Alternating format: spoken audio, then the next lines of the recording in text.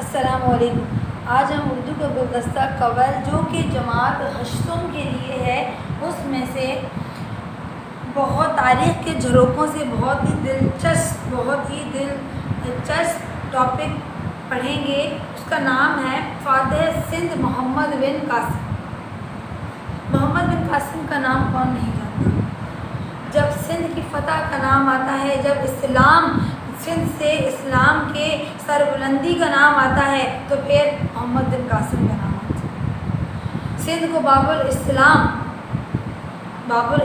جو سندھ کہلاتا ہے، وہ جن کی وجہ سے کہلاتا ہے وہ ہیں محمد بن قاسم۔ محمد بن قاسم کا پورا نام عماد الدین محمد تھا اور وہ عراق کے رہنے والے تھے۔ انہوں نے سندھ کیسے فتح کیا، یہ میں بھی آپ کو بتاؤں گی۔ وہ صرف 20 سال کی تھے، 20 سال کی عمر میں انہوں نے یہ سارے بہادری کے جوہر دکھائے۔ صرف 20 سال، only 20 years۔ اس 20 سال کی عمر میں انہوں نے سندھ کو فتح کیا، بہادری کے وہ جوہر دکھائے جو کہ اب افسانہ معلوم ہوتے ہیں۔ ایسا لگتا ہے کہ جیسے کوئی ہمیں کہانی ہی سنا رہا ہے، جیسے کہ ابھی میں آپ کو کہانی سنا رہی ہوں، کہانی کی شکل میں آپ کو سنا رہی ہوں، لیکن یہ جھوٹی نہیں، بالکل سچی کہانی ہے۔ ایک خود کی طرف سے بنائی گئی کہانی ہوتی ہے نا، ایک سچی کہانی ہوتی ہے، تو یہ بالکل سچی کہانی ہے۔ وہ بہت چھوٹے سے تھے جب ان کے والد کا انتقال ہو گیا۔ ان کی سرپرستی ان کے چچا خالو اور سسر گورنر عراق حجاج بن یوسف نے کی۔ انہوں نے پھر اپنی سرپرستی میں ان کو فن سپاہیگری کی تربیت بھی دی۔ برصغیر کی تاریخ میں محمد بن قاسم کو نہایت اہمیت حاصل ہے، کیونکہ سندھ کی فتح کے بعد ہی اس خطے میں اسلام پھیلنا شروع ہوا۔ بے شک۔ اچھا، اب سندھ فتح کیسے ہوا؟ اس زمانے میں بھی، اس زمانے کی بات کرنے سے پہلے میں اس زمانے کا ہی بتا دوں کہ تجارت جو کہ سنت رسول ہے، تجارت میں کیا کیا جاتا ہے، یہ بزنس جسے کہتے ہیں۔ کچھ لوگ کیا کرتے ہیں کہ کچھ سامان ایک جگہ سے لے کے دوسری جگہ میں لے جا کے بیچ دیتے ہیں، اس عمل کو کہتے ہیں تجارت، ٹھیک ہے۔ تو ان کو پھر کچھ فائدہ ہونا شروع ہو جاتا ہے، پھر وہ اپنے بیوی بچوں کو بھی اپنے ساتھ رکھنا شروع کر دیتے ہیں۔ تو اسی طریقے سے اب یہاں پہ یہ سری لنکا کی بات کر رہی ہوں میں، سرادیپ پہلے اس کا نام تھا۔ سری لنکا میں کچھ لوگ عراق سے آتے ہیں، تجارتی سامان لے کر آتے ہیں، ان کو بہت فائدہ ہوتا ہے، پھر وہ اپنے بیوی بچوں کے ساتھ یہاں پہ رہنا شروع کر دیتے ہیں۔ اب وہ لوگ کیا کرتے تھے کہ سال 2 سال میں ایک دفعہ جا کے اپنے پیاروں کو عراق میں مل آتے تھے۔ اب وہ لوگ اپنے پیاروں کو ملنے کے لیے عراق جا رہے ہیں، بالکل خوشی کے ساتھ جا رہے ہیں، کچھ بھی مسئلہ نہیں ہے، لیکن اچانک ان کے قافلے کے اوپر حملہ ہوتا ہے۔ حملہ کون کرتا ہے؟ ڈاکو، لٹیرے یا جو بھی کہہ لیں، وہ لوگ ان کے اوپر حملہ کرتے ہیں، چور جن کو ہم کہتے ہیں، وہ ان پہ حملہ کرتے ہیں۔ وہ جب ان کے مال اسباب بھی لے لیتے ہیں، اتنے میں وہ دیکھتے ہیں کہ کچھ تیراک انہوں نے سمندر میں چھلانگ لگا دیے، تو وہ ان کو تو نہیں پکڑ پائے۔ وہ کیا کرتے ہیں کہ ان کے بچے اور عورتیں جو ہیں ان کو قیدی بنا لیتے ہیں اور اپنے ساتھ لے جاتے ہیں۔ اسی دوران ایک آدمی جو چھلانگ لگانے لگتا ہے اس میں بحرۂ عرب میں یعنی کہ سمندر میں، تو وہ کیا سنتا ہے، اس کو ایک آواز آتی ہے، ایک عورت بہت ہی درد بھری آواز میں چیخ کر کہہ رہی ہوتی ہے کہ کاش کوئی حجاج کو خبر کر دیتا، یعنی کہ حجاج بن یوسف کو کاش کوئی جا کے خبر کر دیتا کہ دیکھیں یہ کیا ہو رہا ہے۔ اب یہ والی وہ کہانی ختم، مطلب یہ والی بات ختم ہو جاتی ہے، وہ ان کو لے کے قیدی بنا کے چلے جاتے ہیں۔ اب حجاج بن یوسف جو کہ بصرہ میں ولی عہد ہیں اس زمانے کے، ان کا دربار لگتا ہے، ان کو اس بات کی خبر ہو جاتی ہے، ان کو یہ قصہ سنا دیا جاتا ہے کہ جناب رات میں اس طرح کا ایک واقعہ ہوا، ناخوشگوار واقعہ ہوا، بہت ہی دردناک واقعہ ہوا کہ بچوں اور عورتوں کو قیدی بنا لیا گیا، ان کا مال اسباب بھی لوٹ لیا گیا، اس طرح کا واقعہ ان کے پاس آتا ہے۔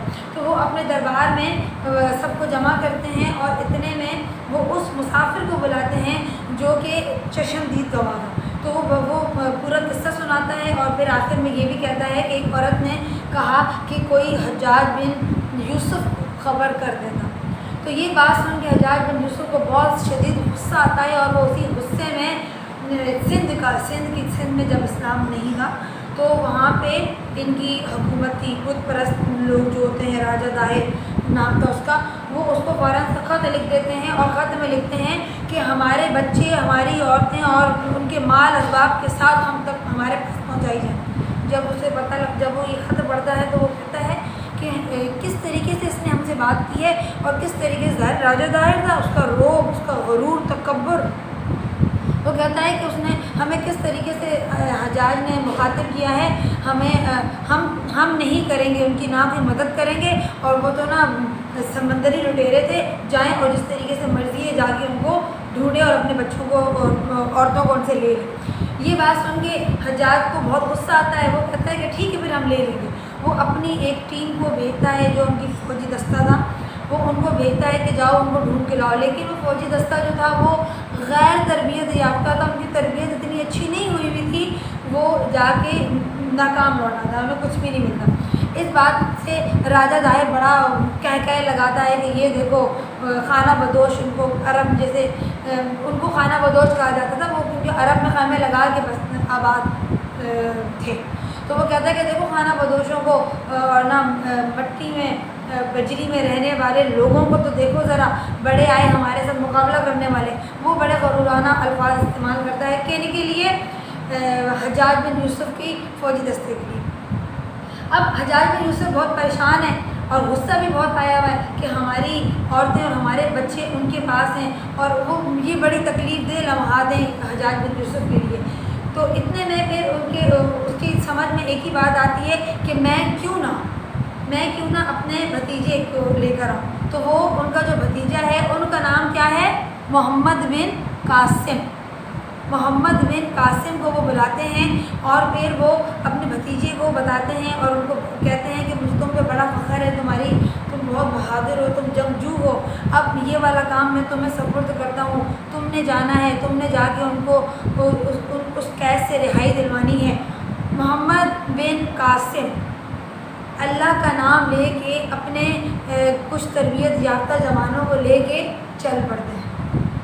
جب وہ جاتے ہیں اس دستے کے ساتھ، جس دستے کو لے کے وہ جا رہے ہیں اس کے اندر کوئی زرہیں نہیں ہے، کوئی بہت زیادہ سامان نہیں ہے، کوئی بہت زیادہ ہتھیار نہیں ہے، کوئی بہت زیادہ گھوڑے نہیں ہیں، لیکن ان کے پاس جو چیز سب سے زیادہ اہم ہے وہ ہے اللہ کی پاک ذات پہ اٹوٹ یقین، اور وہ اس یقین کے ساتھ جا رہے ہیں کہ اللہ کا نام ہی سربلند ہوگا، باقی سب نیست و نابود ہو جائے گا۔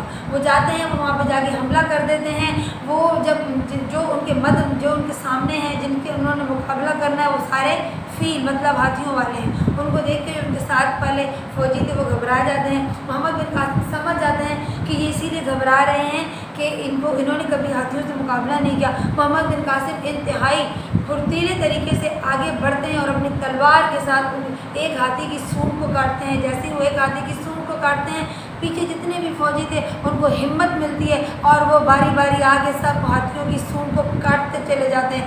اس طریقے سے ہاتھی اپنے آپ کو بچانے کے لیے، اپنا دفاع کرنے کے لیے جب پیچھے کو پلٹتے ہیں تو ایک لا تعداد جو ان کی کافروں کی فوج تھی ان کو انہی کے ہاتھی روندتے ہوئے چلے جاتے ہیں۔ تو یہاں پہ اللہ پاک نے ان لوگوں کی مدد کی غائب سے، ان کو اللہ پاک نے دماغ دیا، لیکن نعرہ تکبیر کے جو نعرے تھے ان سے ان کے دل کے اوپر جو ضربیں لگ رہی تھی، جو ان کو ہمت آ رہی تھی، اس کی تو پھر کیا حکمت ہے۔ اس طریقے سے جب راجہ داہر کو پتہ لگتا ہے کہ انہوں نے سب کو مار دیا ہے، اب ان کے پاس صرف ان کی نظر صرف قلعے میں تھی، جس قلعے کے اندر ان کی عورتیں بھی تھیں، بچے بھی تھے اور ان کا سامان مال اسباب بھی تھا۔ اب انہوں نے کہا کہ قلعہ فتح کرنا، قلعہ فتح کرنے کے لیے اتنی بڑی بڑی اونچی دیواریں، کیا کریں۔ ایک جو ان کا محمد بن قاسم کا جو ایک سپہ سالار ہے وہ کہتا ہے کہ کیوں نہ ہم یہاں پہ نا زنجیریں بناتے ہیں لوہے کی، زنجیروں کا کام ہمارے ساتھ جو جوان ہیں ان میں سے ایک کافی ایسے ہیں جن کو یہ کام بہت اچھے طریقے سے آتا ہے، چلے ہم ایسا کرتے ہیں کہ ان کو یہ کام ان سے نا ہم زنجیریں بنواتے ہیں اور پھر ہم ان کی مدد سے ان دیواروں کے اوپر پتھر گراتے رہیں گے، پتھر گر کے یہ دیواریں ٹوٹ جائیں گی اور پھر ہمارے اندر جانے کا راستہ بن جائے گا۔ محمد بن قاسم کو تدبیر بڑی پسند آتی ہے، وہ سیم ایسے ہی کرتے ہیں۔ اس طریقے سے وہ لوگ پتھر زنجیریں پورے قلعے میں زنجیریں بچھا دیتے ہیں، اور پھر اس طرح کرتے کرتے پتھر گراتے ایک دن کیا ہوتا ہے کہ ایک دیوار گر جاتی ہے، وہ سارے اس میں داخل ہو جاتے ہیں۔ جب وہ داخل ہوتے ہیں اور وہ ان کا بڑی بہادری کے ساتھ ان کا مقابلہ کرتے ہیں، اور پھر اس کے بعد وہ قلعے کے اوپر محمد بن قاسم دیکھتے ہیں کہ ان کے ایک فوجی سپہ سالار نے جا کے اسلامی جھنڈا سر بلند کر دیا ہے۔ اب جو قلعہ ہے اس کے اوپر جو جھنڈا لہرا رہا ہے وہ اسلام کا جھنڈا لہرا رہا ہے۔ تو جذبے سے جنگیں جیتی جاتی ہیں، اور اس جذبہ ایمانی نے ان کو فتح یاب کر دیا، ان کو فتح نصیب ہو گئی اللہ کے فضل و کرم سے، اور اسلام کا جھنڈا وہاں پہ لہرا رہا ہے۔ کہاں پہ؟ راجہ داہر کے قلعے کے اوپر اسلام کا جھنڈا لہرا رہا ہے، اور اسلام کی کرنیں باب الاسلام جو بن گیا ہے ہمارا سندھ، جس میں ہم الحمدللہ بیٹھے ہوئے ہیں، وہاں سے جگمگا رہی ہیں۔ تو یہ کس کی وجہ سے سب کچھ ہوا؟ محمد بن قاسم کی وجہ سے سب کچھ ہوا، ان کی ہمت کی وجہ سے سب کچھ ہوا۔ اور پھر اس کے بعد وہ حکم دیتے ہیں کہ جتنی بھی یہاں پہ عورتیں ہیں، جتنے بھی یہاں پہ بچے ہیں، ان کو یہاں پہ لایا جائے، اور جو یہاں پہ ہندو رعایا ہے ان کو بتا دیا جائے کہ ان کے ساتھ نرمی کا سلوک کیا جائے گا، ان کے ساتھ کوئی بھی بدسلوکی نہیں کی جائے گی۔ تو یہ تھے ہمارے سپہ سالار محمد بن قاسم، جنہوں نے اپنی چھوٹی سی عمر میں اتنا بڑا کام کیا۔